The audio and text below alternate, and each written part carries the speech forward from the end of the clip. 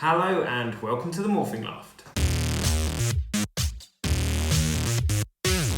It's always nice to spread a bit of magic in the world, but today it's going a bit dark with the Centaurus Wolf Megazord from Power Rangers Mystic Force. First seen in episode 14 of Power Rangers Mystic Force, Broken Spell Part 2, the Centaurus Wolf Megazord is made when Korag combines with Catastros. There is something magical about it, the colour scheme of the black and gold and silver giving the chrome epaulets of Korag's shoulders then pointing forward, so you can still see it's Korag with his shield as a centre point. With the horse emblems on the shoulders, it looks really cool. It stands quite strong with these huge pointed shoulders. Movement wise it's a bit limited. The shoulders rotate this way, but aside from that there's nothing else. The arms do come in and out, but not really, and the hands are in fixed position, so you can put a weapon into it. Just while I'm breaking him down, I just remembered I really like the detailing of the face of this, so it almost looks like Korag's put a helmet on, so you can it still has the purple and the gold attached to it. So it has that look of a really dark, fanged, evil Megazord. Sort of like how the Predazord did when it was taken over by Zenaku. It had that different feel with darker features. And there we have it, Korag and Catastros. So let's start with Korag. He stands strong and tall. He's got quite long, pointed elf kind of shoes. So he stands quite proud, in a similar height and size to the Red Ranger's Mystic Sword. And he has a sword and a shield, but the best detail about this is the sword itself. It's a boring black version of his sword and it's quite short. Even compared to the figure, it's a lot smaller. But the handle folds in and it sits in the shield, hidden away. Again, a storage point is so important with things like this, because that is the first thing you're going to lose. And the figure himself is quite chest proud. I know he needs the back joining points, so I can understand why he comes out quite wide. He looks quite good. He doesn't have any arm mobility, which I get why, but just one arm joint surely wouldn't have made that much difference. That is the thing with Mystic Force, the articulation, as much as you can do a lot with it, the articulation in the joints is quite limited. Catastros is really large, continuing the gold of the mane along into the tail with the silver, and he's a strong, noble looking, he has that kind of knight, armoured horse feel. You can tell it's sort of a Megazord that's hidden, like the way these legs are placed. They're supposed to look like stirrups, but they just look big and chunky. Feet, they look like feet pointing the wrong way basically. Korag has such good detailing, just as an extra note. Across all of the figure, it's just so well painted and added, whereas if it was done more recently, it would, well, we know what happened with Megaforce, and there's still room for him to hold his sword and shield. So he sits in that shape, and it's quite a wide-legged position, but again, as I said, with these feet being here, it does make sense.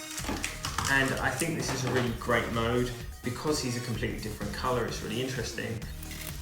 So before I add this weapon on, he can hold this in his hand, but there's a tiny, tiny little handhold in there that you can barely see. But what's great about that is it's attached, it's not going anywhere. So where you go, oh, I'm going to attach that, oh, the tiny little catch has disappeared, as has happened with so many Megazord series. But with this, it's not going anywhere. And it holds firmly in place, and he can still hold his shield. And I suppose it goes for a jousting kind of look, hence it's the Centaurus Megazord, so he has a centaur mode, which of course is really nice. And that extends out really far, and the weapon looks huge compared to him, but it does look like a lance. His arms are really strong, they click really well, so you've got fixed positions, they don't soften too badly over time. And there he is in centaur mode.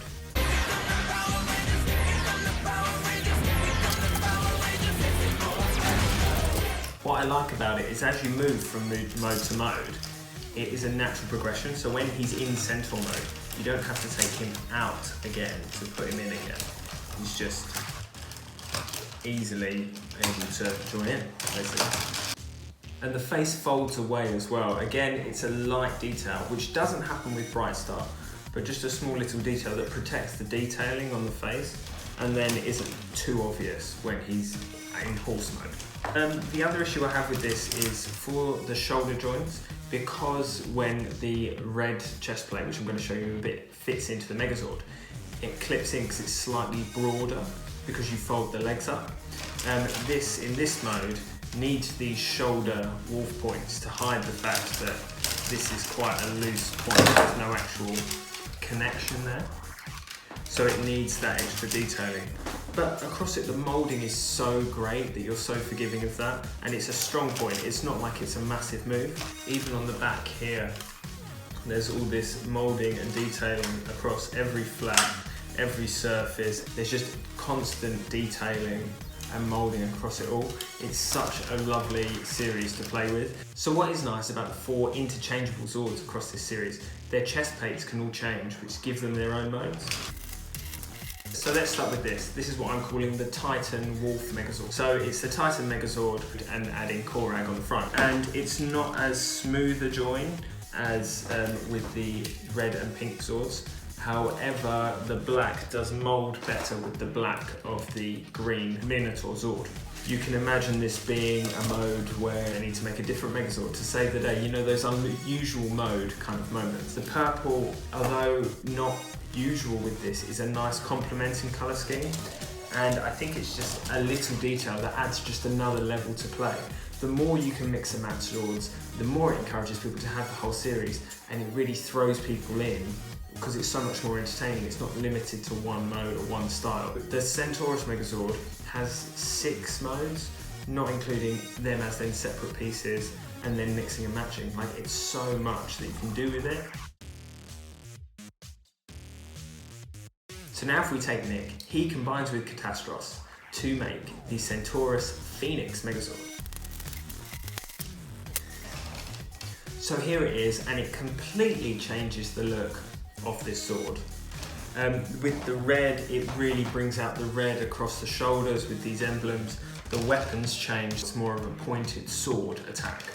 And the gold really comes out.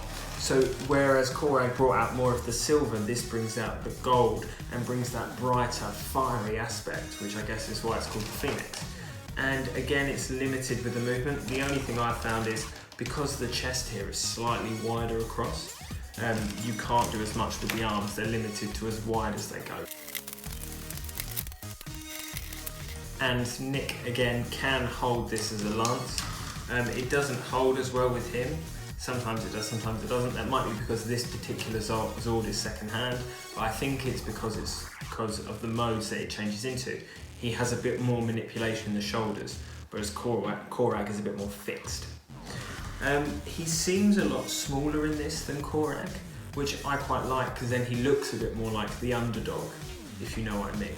And I do like this as a mode. I don't like it as much with this as with Korag actually, because it's got less of the red. The only red is on the tail and that's sort of hidden. I don't think it pops as much.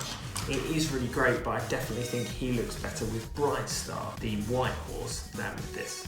And he can hold his Titan Saber in this mode, which is really cool, but it doesn't go with the rest of it, which again is something that is more contextual to the show. It doesn't work because in theory it's not supposed to. Nick wasn't meant to have this sword, he just occasionally did because he is the light. Sorry, that's a spoiler. Okay, so final thoughts. It's a brilliant Megazord. It has transformation, it has loads of modes, it has loads of weapons, it has loads of style, it has detailing, it has ornate elements, it has gold, it has silver, it has black, it has, it just keeps on giving with all of the elements that it has to it. It has that brilliant balance between interesting to transform and simplicity, so it doesn't have that complicated aspect of some transforming toys where you're doing it for ages and ages and ages, and actually it just becomes difficult rather than fun, and Mystic Force really hits that sweet spot. Thank you so much for watching this video. I've done a review of the Titan Megazord that is exclusive to Instagram, so go on there to check out at the Morphin Loft. So like, follow, comment and subscribe for more videos, more photos, and of course, may the power protect you.